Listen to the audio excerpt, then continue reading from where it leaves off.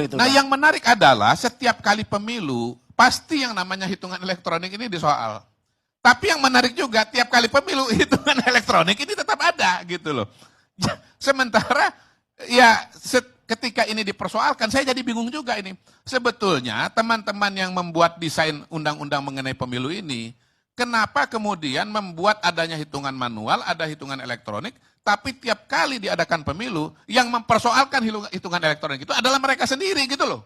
Mereka yang membuat, mereka yang melahirkan, mereka juga yang mempersoalkan. Coba ya, saya interupsi kecil ya. Karena seolah-olah Kodari mau menerangkan ini soal teknis mata-mata itu problemnya. Poinnya, kenapa ada jurisdik, ada kecurigaan terhadap soal ini? Menurut Anda? Ya karena kalah, Bang. Bukan. Orang-orang yang kalah ini mencari dalih supaya dia mengatakan dia mau nggak kalah. Ya itu yang kedua, dia mau membangun bargain position. Walaupun dia sudah kalah, dia masih punya posisi tawar gitu loh. Itu, entah misalnya nanti untuk masuk ke kabinet atau hal-hal yang lain. Itu jawaban yang pasti hadir. Setiap orang kalah pasti bikin soal tuh. Tetapi kenapa psikologi kecurigaan itu melekat terus di benak publik? Bahkan bagi mereka yang nggak bermain politik. Gitu. Kalau sepengetahuan saya ya, yang namanya naluri kecurigaan atau tudingan-tudingan itu selalu berlaku dalam setiap pemilu dan tiap ada yang kalah gitu. Dan itu sudah dinyatakan misalnya oleh Pak Mahfud MD sendiri. Kalau nggak salah dia acara LC. Setiap kali pemilu, setiap ada yang kalah pasti menyalahkan KPU. Jadi sebetulnya ini adalah pola yang berulang gitu loh. Itu berulang, tetapi apa yang spesifik dalam pemilu hari ini? Sehingga anak 11 tahun kelas berapa itu? Saya habis ketemu anak 11 tahun.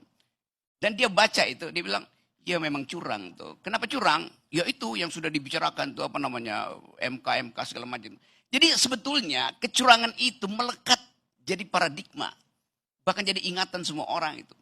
Anda bicara dengan millennials di dunia, mereka anggap begitu. Mereka nggak terlibat, mereka kalah, mereka menang, mereka kalah, nggak ada problem. Tetapi soalnya adalah imajinasi orang tentang kecurangan itu sudah mendahului semua usaha untuk membenarkan. Bang, saya nggak mau masuk ke sana, Bang. Karena apa, Bang? Kenapa nggak mau masuk di situ? Bicara imajinasi, maka imajinasi orang akan berbeda-beda. Saya akan masuk kepada fakta. Saya nggak mau berbicara imajinasi. Saya tidak mau masuk kepada skema pemikiran yang Abang berikan. Nggak usah masuk di situ. Karena diskusinya buat saya bukan soal imajinasi. Jangan masuk di situ. Gini. Bahayanya soal imajinasi itu adalah banyaknya dugaan-dugaan dan asumsi-asumsi. Sementara realita yang terjadi di lapangan tidak seperti itu. Kalau saya nih Bang ya, bicara mengenai kenapa 02 menang. Kalau saya meruntut saja kepada temuan-temuan dari survei yang memang menunjukkan bahwa dukungan mayoritas masyarakat itu kepada 02. Gitu. Kalau hasilnya nanti kemudian ternyata 02 menang, bukan karena curang, tapi karena memang rakyat ya memilih 02 gitu Bang. Nah itulah yang menjadi problem. Seolah-olah semua ini adalah sebuah desain kecurangan. Itu yang saya tidak setuju. Termasuk juga soal, belum. Karena yang akan memberitakan saya adalah Bang Karni, bukan Anda.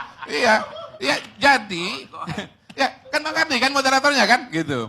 Jadi semua ini adalah suatu proses. Dan saya bisa mengatakan dengan temuan-temuan survei yang dilakukan oleh berbagai macam lembaga, yang sudah punya track record, kita bisa lihat bagaimana pola dukungan kepada 02 itu terus meningkat dan akhirnya menang. Gitu loh. Jangan sampai buruk muka cermin dibelah. Itu yang terjadi pada hari ini. Buruk muka cermin dibelah. Baik. Gitu loh.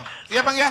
Jadi ini suatu kemenangan. Konstruksi mengenai bahwa si rekap itu dibikin tinggi supaya nanti conditioning terhadap hitungan manual, itu yang justru berbahaya.